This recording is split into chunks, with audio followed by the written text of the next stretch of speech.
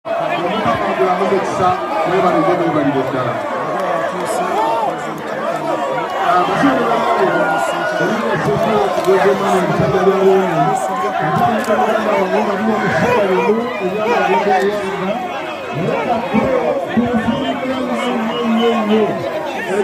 kiri kimu ky'emanyiko nti Kato abadde asaaga nnyo tenewe lwala omutima abantu balowooza nti yali akyasaaga busaazi.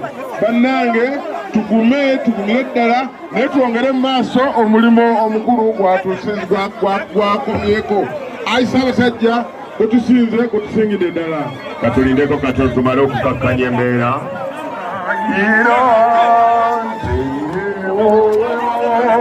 Nacho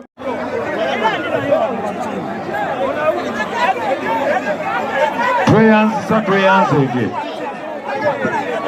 kale mwebale nnyo mwebalire ddala buli omu gwe bawa okutuula oba otuula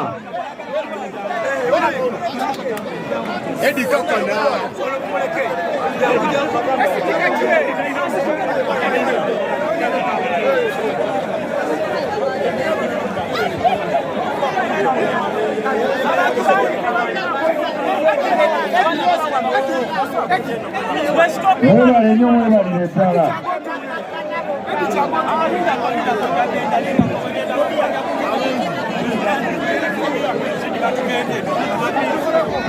kale munzikirize mpiteho